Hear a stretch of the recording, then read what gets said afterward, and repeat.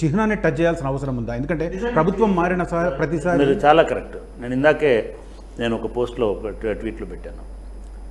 మీసం అనేటువంటిది రాచరికానికి, ఒక అహంకారానికి రాచరికానికి, ఫ్యూడలిజానికి గుర్తుపెట్టుకోండి. మీరు రాచరిక పనవాళ్ళు చెరిపేయాలని అనుకుంటే ముందు మీ మీసాలు తీసేసుకో. దీన్ని మించింది లేదు. మాట్లాడేటప్పుడు మీసం ఉన్నోడు అయితే అని మాట్లాడతారు కదా. పౌరుషం అనేది కూడా రాచరికానికి సంబంధించిన, దీనికి సంబంధించిన. అంటే మన జీవితంలో, మన కల్చర్లో, మన మాటల్లో, మన ప్రవర్తనలో, మన సంస్కృతి అనే ఫ్యూడలిజం అనేది, అది ఫ్యూడలా ఇంకోట సాంస్కృతిక వారసత్వం. కాకతీయులకు సంబంధించిన సాంస్కృతిక వైభవం అనేటిది ఒక పరిపాలన నేర్పని ఎందుకంటున్నంటే, మొత్తం భారతదేశం పరిపాలిస్తున్నటువంటి సుల్తాన్లు దండెత్తి వచ్చినా కూడా ఒక ఇంచు మందం కూడా కదలనటువంటి ఒక వీరత్వము కాకతీయులలో ఉన్నది కదా. అది కూడా వదిలేయండి. ఒక మహిళని వారసత్వంగా, లేకపోతే ఒక చిన్న గర్ల్ని, బాలికని రాజుని చేసి, రాణిని చేసి, ఆమెను ఒక వీరోచితంగా పరిపాలించినటువంటి చరిత్ర ఉంది కదా రుద్రమదేవి. అంటే ఏ రాజ్యమైనా, ఏ స్టేట్ అయినా, లేదా ఏ రాష్ట్రమైనా నీకు ఒక వారసత్వం ఉండాలని కోరుకుంటాం. ఏ కుటుంబమైనా, ఏ కులమైనా ఒక వారసత్వాన్ని కోరుకుంటాం. ఎవరైనా చెప్పేటప్పుడు మా తాతలలోనే లేదని చెప్తుంటారు. అంటే మీరు డిరైవ్ చేసుకుంటున్నారు మీ తాత నుంచి.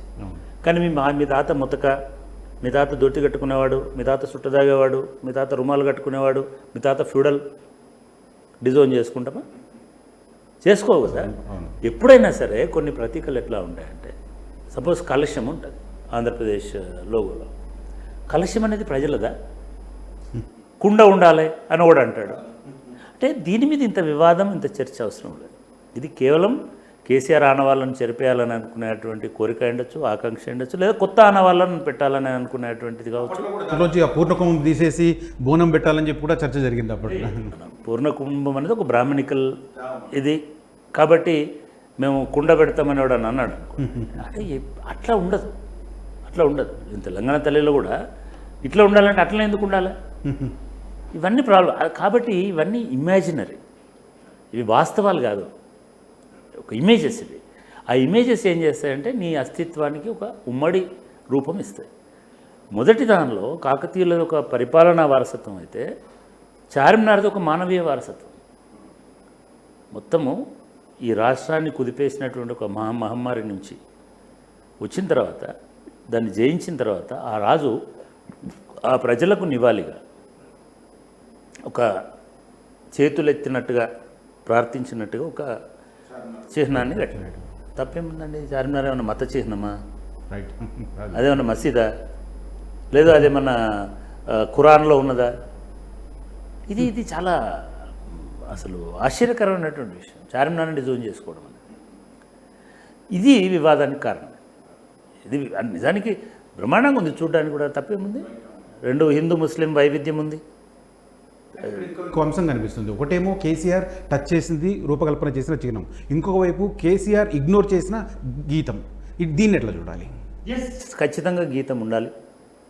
ఖచ్చితంగా అందశ్రీ గారు రాసినటువంటి గీతం అది అందశ్రీ గీతం కాదు, అది తెలంగాణ జాతి జనగీతం. ఇప్పుడే కాదు, ఒక 10 సంవత్సరాలు, 8 సంవత్సరాలు, 5 సంవత్సరాలు ఆయన రాసినప్పటి నుంచి ప్రతి స్కూల్లో ప్రతి విద్యార్థి ఒక ప్రార్థనా గీతంలాగా, ఒక ఉద్యమ గీతం కాదు, ఒక ప్రార్థనా గీతంలాగా పాడుకున్నటువంటి గీతం. నేను అనుకుంటున్న దాన్ని బట్టి ఇప్పటి వరకు ఏ తెలంగాణ వాడు కూడా గీతం ఉండొద్దు అనలే, అందశ్రీ గీతం ఉండొద్దు అని అనలే. కేసీఆర్ నిర్లక్ష్యం చేయలేదు అని కూడా ఎవడనలే. కేసీఆర్ నిర్లక్ష్యం చేసినాడు, కేసీఆర్ దాన్ని పెట్టకుండా చూసినాడు. ఇప్పుడు పెడుతున్నారు, సంతోషం, పెట్టాలి. ఇక్కడ వివాదం అది కాదు కదా. వివాదం వల్ల ఎవరు ట్యూన్ చేస్తున్నారు అంటే, మీరు ఒకటి గుర్తుపెట్టుకోండి, జయ జయ హే తెలంగాణ అనే గీతం ఎవరో ట్యూన్ చేయాల్సిన అవసరం లేదు. ఎందుకంటే అది ఎంత మహాశక్తివంతమైన గీతం అంటే, అది తెలంగాణ ఉద్యమాన్ని ట్యూన్ చేసింది, తెలంగాణ ఉద్యమాన్ని నడిపించినటువంటి గీతం. తెలంగాణ ఉద్యమాన్ని నిర్మించినటువంటి గీతం, తెలంగాణ ఆలోచనని విస్తరించినటువంటి గీతం. అంటే అంత పరిపూర్ణత కలిగినటువంటి గీతాన్ని గర్వంగా మనం తెలంగాణ గీతంగా పెట్టుకోవాలి. ఇవాళ దాన్ని అభ్యంతర పెడుతున్న వాళ్ళు కూడా బీఆర్ఎస్లో ఇంకోళ్ళు అని నేను అన్నాను. మొదట అభ్యంతరం పెట్టింది మన వరంగల్ నుంచి ఒక మిత్రుడు, సినిమా రంగంలో ఉన్నటువంటి ఒక మిత్రుడు. ఆయన దీన్ని అభ్యంతరం పెట్టినాడు. ఎందుకు అభ్యంతరం పెట్టినాడు నేను అంతా నేను ఫాలో అయినాను కూడా. ఎందుకు అభ్యంతరం పెట్టినాడు? ఇది తెలంగాణ ఆత్మగీతం. ఇది తెలంగాణ ఆత్మగీతం. ఆంధ్రులకు వ్యతిరేకంగా మనం మన అస్తిత్వాన్ని ఆవిష్కరించుకునే ప్రయత్నం చేసినటువంటి గీతం. కాబట్టి ఆంధ్ర ఎందుకు అనేది ఒకటి. రెండు, నేను ఇంకొక రకమైన కోణం ఏముందంటే దాంట్లో నేను దాన్ని నిజంగా కూడా పాపం వాళ్ళ ఆవేదన అర్థం చేసుకుంటున్నా. దీనిలో భాగంగానే సరే అది ఎవరు ట్యూన్ చేసినా నాకైతే ఏమీ అభ్యంతరం లేదు. ఎందుకంటే ఇట్ ఈస్ ఆల్రెడీ ట్యూన్డ్. జయ జయ హే తెలంగాణ జననీ జయ కీర్తనం ఇట్లనే ఉంది. ఇప్పుడు ఆయన ట్యూన్ చేసి జయ హే తెలంగాణ అంటే కూడా ఎవడు వినడు. కాబట్టి ఇట్స్ ట్యూన్డ్. ఓన్లీ ఒక ఇన్స్ట్రుమెంటల్ సపోర్టు కీరవాణి ఇస్తున్నాడు. నాకైతే ఏం అభ్యంతరం లేదు. కానీ వాళ్ళు చెప్తున్నటువంటి మూల భావన ఏదైతుందో అది సరి అయినది అనేటువంటిది నా అభిప్రాయం. ఆల్రెడీ ట్యూన్డ్ ఒకటైతే, రెండోది తెలంగాణ ఉద్యమం అనేటిది ఒక పాటల వంతెననేసింది ప్రజలకి నాయకులకి మధ్యలో, లేదా సిద్ధాంతానికి ప్రజలకి మధ్యలో ఒక నిరంతర ఇదిని తయారు చేసింది. చెప్పంటాం కానీ అది సాంస్కృతికపర, అది దాంతో లింక్ అయిన ఉద్యమం. అది వీరులారా వందనం, విద్యార్థి అమరులారా ఎవరు ట్యూన్ చేశారండి? ఒక ఆస్కార్ మ్యూజిషియన్ వచ్చి చేసిండా? అది ప్రతి ఒక్కడి గుండెలోకి పోయింది కదా ఆ పాట. అట్లనే జయ జయ హే తెలంగాణ కూడా ఆస్కార్ అవార్డు గ్రహీత కావాలా? అందశ్రీ పాడిన మొదటి చరణమే చాలు కదా. ఇది అనవసరమైన వివాదము, అనవసరమైన క్రెడిట్ని ఆయనకి కీరవాణికి ఇచ్చినారు.